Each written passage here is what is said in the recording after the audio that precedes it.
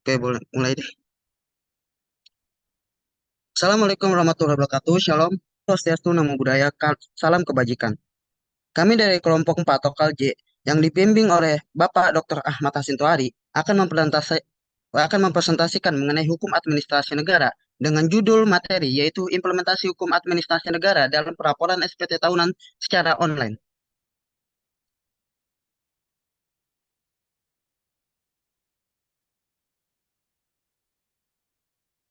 Perkenalkan, nama saya Rafid Febriansyah dan teman-teman saya yang bernama. Saya bernama Lia Agustina dengan NIM 2310611361. Perkenalkan, nama saya Samuel Reinhard Lubanggaol.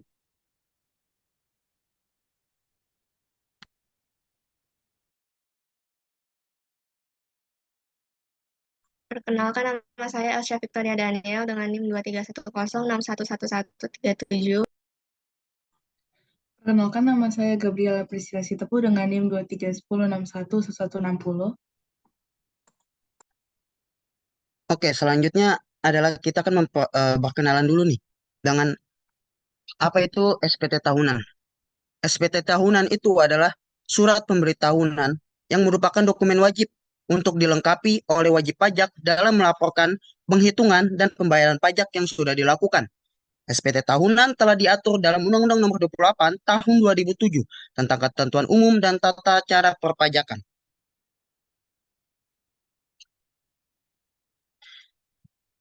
Siapa saja sih pihak-pihak dalam pelaporan SPT tahunan? Di sini pihak-pihak yang berkaitan dengan pelaporan SPT tahunan yaitu satu, individu atau badan hukum. Individu atau badan hukum di sini berperan sebagai subjek pada hukum privat yang berurusan dengan subjek hukum publik, yaitu Direktorat Jenderal Pajak. Petugas Direktorat Jenderal Pajak atau Direktorat Jenderal Pajak merupakan subjek hukum publik yang menangani urusan subjek hukum privat. Dalam hal ini, kewenangan dari subjek hukum publik yaitu memeriksa laporan pajak dari subjek hukum privat. Petugas Dirjen Pajak jika dilihat dari kedudukannya, maka merupakan organ dari jabatan Badan Hukum Publik, yaitu Direktorat Jenderal Pajak.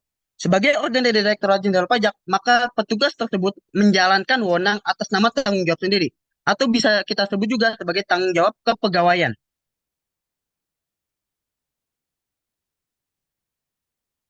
Lalu mengenai pelaporan SPT tahunan ini, jika dikaitkan dengan teori welfare state atau negara kesejahteraan, maka kita dapat mengetahui bahwa pemerintah telah berhasil mewujudkan kesejahteraan umum karena pemerintah telah mengupayakan cara-cara yang mudah bagi masyarakat dalam melaporkan pemberitaan pajak yang mereka wajib bayarkan. Dalam hal ini adalah pelaporan SPT tahunan secara online. Next slide. Lalu bagaimana mengenai pelayanan Dirjen Pajak? Pelayanan Dirjen Pajak dijalankan berdasarkan Asas Umum Pemerintahan yang Baik atau AUPB. Berdasarkan Undang-Undang Nomor 30 Tahun 2014 tentang Administrasi Pemerintah, AUPB adalah prinsip yang digunakan sebagai acuan penggunaan wewenang bagi pejabat pemerintahan dalam mengeluarkan keputusan atau tindakan dalam penyelenggaraan pemerintahan. Berdasarkan pelaporan SPT tahunan secara online ini, maka setidaknya kita dapat melihat bahwa terdapat 4 asas dalam pelayanan Dirjen Pajak dalam melayani masyarakat untuk pelaporan SPT tahunan secara online. Yang pertama, yaitu kecermatan. Di sini artinya pegawai Direktorat Jenderal Pajak harus memeriksa dokumen pelaporan pajak dengan cermat. Pegawai Direktorat Jenderal Pajak harus memperhatikan kelengkapan dokumen dan kebenaran perhitungan pajak oleh wajib pajak. Selanjutnya, keterbukaan. Maksud dari keterbukaan di sini adalah Direktorat Jenderal Pajak mengumumkan kepada publik mengenai penerimaan pajak yang telah dikumpulkan sebelumnya. Selanjutnya, kepentingan umum. Maksudnya di sini adalah pelayanan pelaporan pajak secara online harus memberikan kemudahan, yang mana ini dapat diartikan sebagai kemanfaatan umum. Selanjutnya, yaitu pelayanan yang baik. Pegawai Direktorat Jenderal Pajak harus memberikan pelayanan dan prosedur yang jelas kepada wajib pajak mengenai tata cara pelaporan SPT tahunan secara online.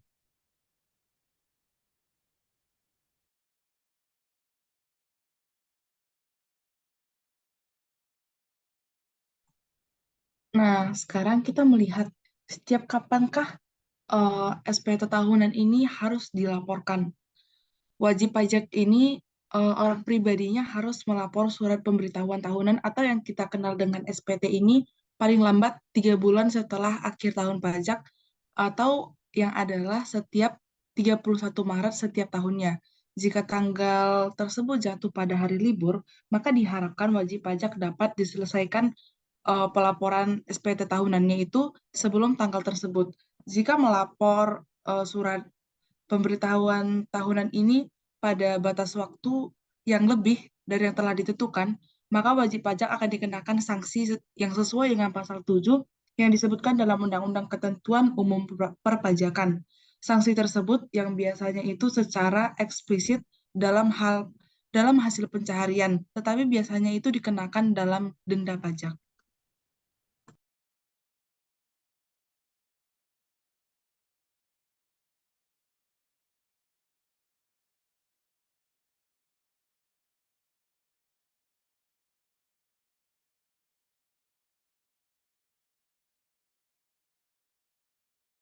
Baik, saya akan menjelaskan siapa saja yang wajib melapor.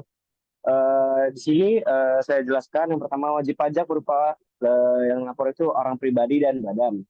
Harus melaporkan SPT tahunan. Seluruh wajib pajak yang mempunyai NPWP atau nomor pokok wajib pajak dengan status aktif wajib melaporkan SPT tahunan. Wajib pajak yang wajib melaporkan SPT tahunan terdiri dari orang pribadi dan badan yang telah memenuhi kewajiban subjektif dan objektif pajak. Wajib pajak orang pribadi dibedakan menjadi orang di dalam dan luar negeri. Wajib pajak dalam negeri adalah orang yang tinggal di Indonesia, berada di Indonesia lebih dari 183 hari selama 12 bulan, serta orang pribadi yang berada di Indonesia dan berniat tinggal di Indonesia. Sementara wajib pajak orang pribadi luar negeri adalah mereka yang tidak tinggal di Indonesia selama waktu 183 hari, serta mendapatkan penghasilan di Indonesia atau melalui bentuk usaha tetap di Indonesia.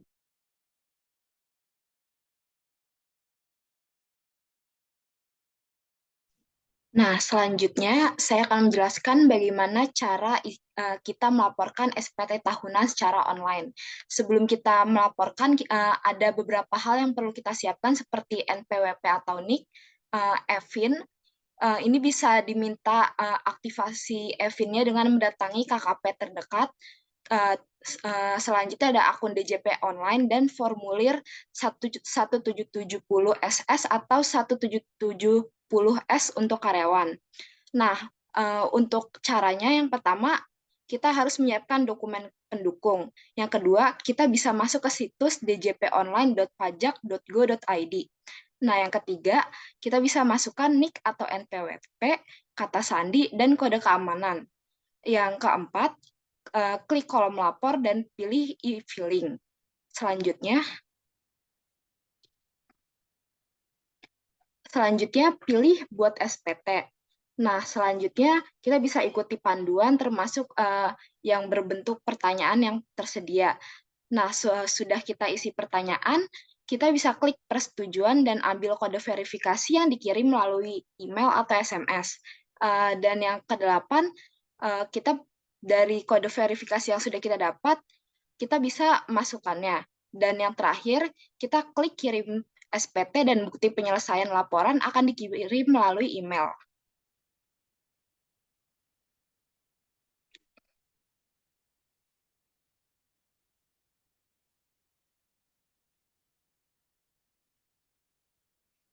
Wajib pajak diberikan sanksi jika tidak melakukan pelaporan SPT yang tidak disampaikan sesuai batas waktu atau batas waktu perpanjangan penyampaian surat pemberitahuan tahunan. Dapat diterbitkan surat teguran atau dikenakan sanksi administrasi berupa denda maupun sanksi pidana. Sanksi denda sendiri mulai dari 500.000 untuk surat pemberitahuan masa pajak tambahan nilai, 100.000 untuk surat pemberitahuan masa lainnya, 1 juta untuk SPT pajak penghasilan pajak wajib pajak badan, dan 100.000 untuk SPT pajak penghasilan pribadi. Lalu sanksi pidana sendiri terdiri dari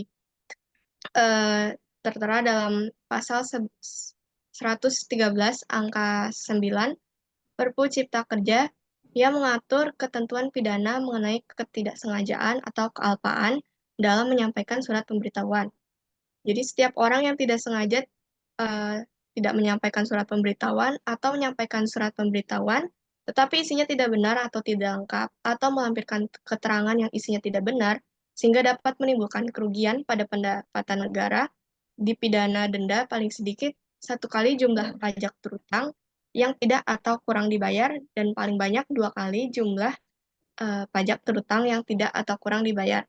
Atau mereka bisa dipidana kurungan paling singkat 3 bulan atau paling lama 1 tahun. Namun, jika sengaja menyampaikan surat pemberitahuan secara tidak benar atau tidak lengkap, dapat dikenakan sanksi pidana denda paling sedikit 2 kali jumlah pajak terutang yang tidak atau kurang dibayar, dan paling banyak 4 kali jumlah pajak terutang yang tidak atau kurang dibayar, dan pidana penjara paling singkat 6 bulan dan paling lama 6 tahun.